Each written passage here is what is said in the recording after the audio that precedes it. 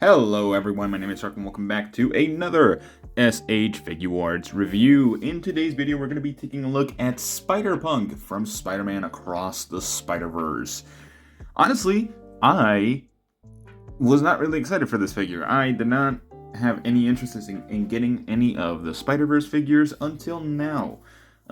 Later this year, I'm going to be getting the reissues of Gwen and Miles. I'm currently on the hunt for Miguel. But I also have Spider-Man India or Paprika. I don't know how to pronounce his name. I'm so sorry. In his video, I'm going to be able to pronounce it. I promise. But here we have Hobie Brown, the one and only Spider-Punk. So without further ado, let's take this guy out because I'm a little bit excited about this one. So yeah, let's see how he looks.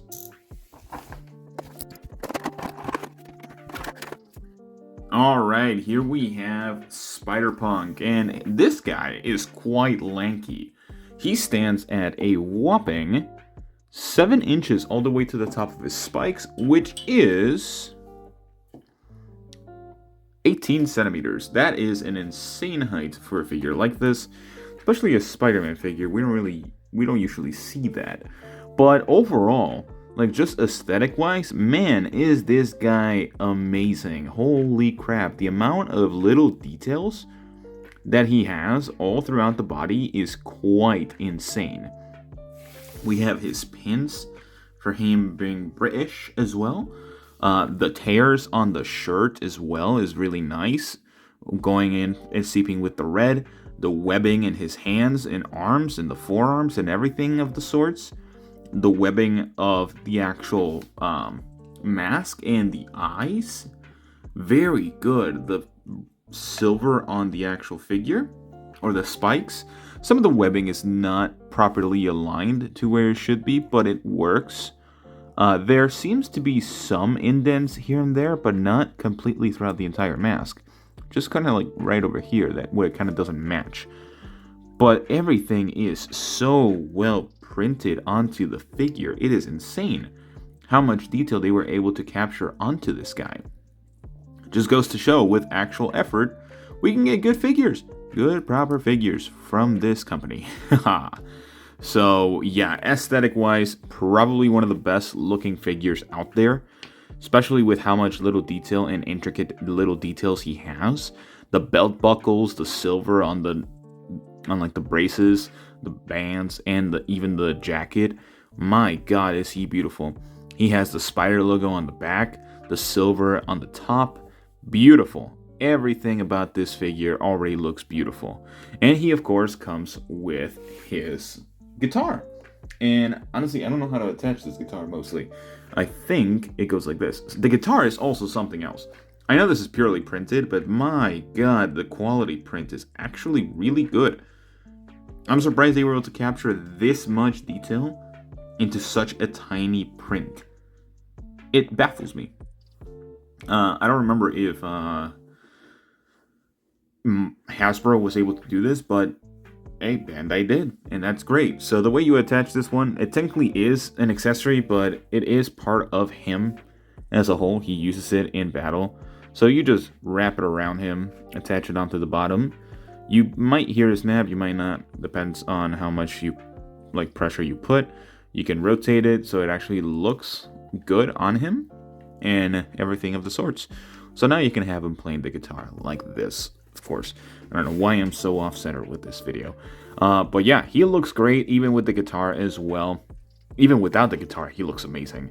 Probably the best looking figure that I have here with me. And realistically, the articulation is not bad either. Let me actually take off the guitar real quick. Just put it on the side for now. But here, for the articulation, he can look down about this far, which is really good. Looking up about that far, which the choker doesn't actually prevent it, which is amazing. Looking side to side and pivot as well. I'm pretty sure, if I'm correct, it is a double ball peg. So that's really nice. The necklace is different. It's like a whole separate piece, which is really good. I like it when they do that. Arms, he can go all the way to a T-pose. A little bit disappointed that he doesn't go any higher, but a T-pose works well. He can rotate him 360 degrees. The bicep swivels is something that I really like the way that they did, mostly because this one over here, the left bicep swivel, is hidden under the actual sleeve, while the one on the right is not. This one is a little bit tight. So I would just say play around with it a little bit. Don't stress the plastic too much. Double jointed elbow, which works perfectly, and a wrist hinge that allows him to get some pretty good poses. Butterfly joint actually works not too great, especially with the plastic. This is as far as I'm getting it. I don't think I want to push it any further. He can get him nearly to touching, which is nice. And of course, with the torso, actually a pretty decent torso. He can go down about that far, which is pretty good. I wish he had a little bit more give. I think the plastic in the middle should have been softer, or the plastic used for the middle section should have been softer. Going backwards about this far, which is actually really good. And the leg department, he can actually get a pretty good kick up without like having to put it to the side, which is really good. I don't know if he has, yeah, he does have drop down hips. So as you can see, he can drop them down and get that pretty good kick going high. Very well done.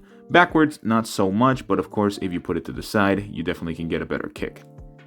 Thigh swivel, which again, you'll have to like mess around with because this one over here on the right is a little bit stuck and you can hear the squeaking. So there is that. For the legs as well, double jointed knee, which, oh my god, they even have the patch here. Oh, that is great attention to detail. Like, I know it's there, but they're not the exact same. Well, they're the exact same joints, just with a slight different sculpt on it. No boot swivel, which kind of sucks, but it's fine.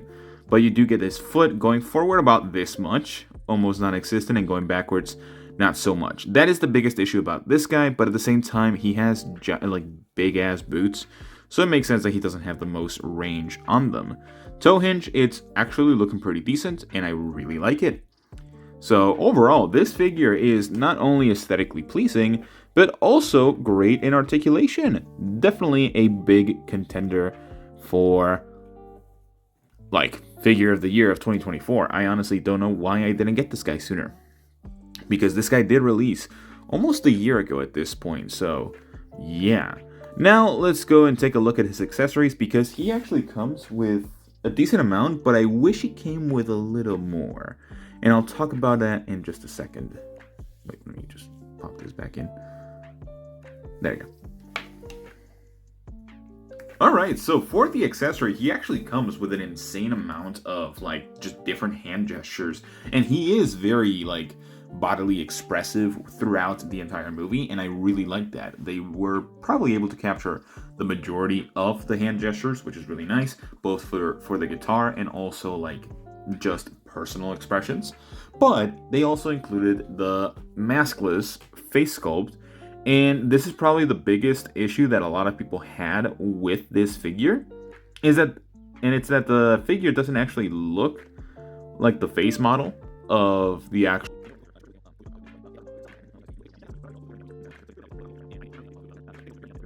he does have a separate neck right here, where you can also include the choker as well. You can separate the neck if you wanted to at any point. It is a double ball peg, which is really nice, and I'll actually show that right here. Let me just get rid of this. Let me take off the choker over here, attach it here. Hopefully it actually fits. Yay, it does. Okay. Is the choker supposed to be on the figure? It is. Is it supposed to go under? Because it doesn't fit over. Okay, goes under. That's something to note for this figure, especially when you're using it. I wouldn't pass it more than that. So it's supposed to go under. Anything further and it'll probably get stuck. I'm not sure. So now I gotta take off this part, which very simple. Just kind of push it forward a little bit. Don't make sure to not break it. Just be careful with it. If you're having trouble with it, heat it up. And then this should just snap right in, hopefully. Great. Hopefully that doesn't cause any issues. And of course, you can just attach the head sculpt onto the figure. Great. Now he looks like Hobie Brown. And he looks really nice. I like it. Very good over there in that head department. Whoops, I'm sorry, Hobie. Very sorry about that. Now, for the rest of the accessories, that took a long time, we have the space-time traveling watch that they use across the Spider-Verse. Very expressive hand gestures, open hand palms, sort of like jazz hands as well. We have a set of thwibbers, which I'll get into in just a second as well. A set of fists as well, set to hold the guitar, and another set to sort of bash the guitar as well. Very nice set of accessories, and I like it. Now, leading into my final thoughts, this figure is awesome. I was not expecting this figure to be as cool as he is. And honestly, he said it himself in the movie. He's always been this cool, and I love him for that. This figure is almost perfect. And I say almost, mainly because he's missing webs. And I think that's the biggest problem with this figure. He is missing a core factor or a core item for any Spider-Man figure, and those are webs. Granted, Hasbro doesn't do it, but this is Bandai. SH Figuarts normally does include webs for their Spider-Man figures. I don't know if there's any other figures that don't include webs. Miguel O'Hara had kind of I think he had webs, or his little tendrils that he has going out. But I know Gwen has them, and I know Miles has them, at least from what I can remember from other reviews that I've seen. But this guy doesn't. Spider-Man India does have them. He has his own set of webs, his little hooves that he has. And of course, this guy is just almost perfect. So overall, I'm going to give this guy a 9 out of 10. I don't think the price for this guy is too bad either. I think he's like $90. And for $90, getting an amazing figure with amazing posability and also an insane amount of accessories with the head sculpt included, I think it's great. Honestly, probably one of my favorite figures currently right now. So yeah, I think this guy's great. And I'm very excited for the rest of the line. I'm very excited for Peter B. Parker coming out later this year. You guys know I'm getting him, and that's probably the reason why I'm getting the rest of the gang. So yeah, that's pretty much all the time I have for you guys today. Let me know what you guys think about this figure. Do you like it? Do you not like it? Do you have an issue with the head sculpt? I would like to know. But besides that, I will see you all in the next one. Bye-bye.